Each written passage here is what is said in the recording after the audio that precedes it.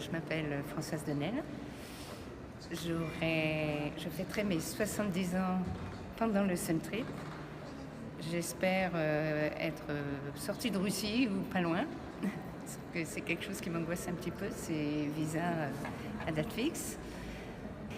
Et j'ai toujours, aussi loin que je me souvienne, j'ai toujours dit que quand je serai à la retraite, je ferai le tour du monde en vélo.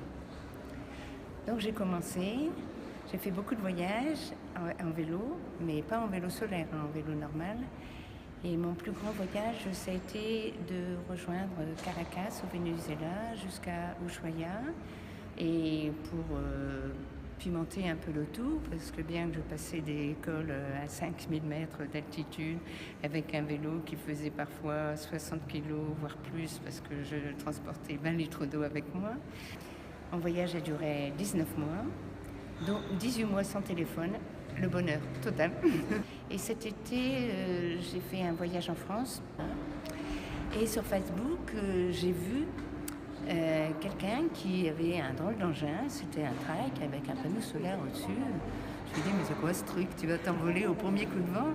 Il m'a dit, non, je t'assure, c'est sérieux, c'est sérieux. Alors, et je vais faire le Sun Trip. C'est quoi ce machin?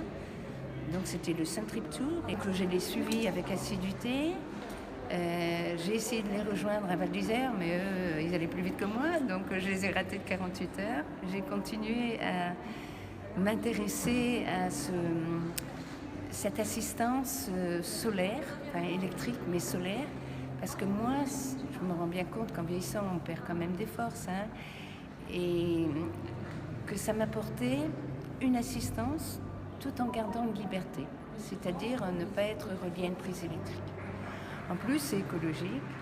Ce qui va être très difficile pour moi, c'est, comme vous pouvez le constater, je suis bavarde, c'est de ne pas m'arrêter tous les coins de rue pour parler avec les gens, parce que le voyage, c'est pas seulement des paysages, c'est aussi la rencontre des peuples, la rencontre des gens. Et on dit, mais attends, une femme toute seule et tout, tu vas te faire violer, couper un petit morceau et tout. Non, le danger, il est dans notre tête. Le danger, il est sur la route. Les camions, les voitures, les bus. C'est là qu'il est le danger.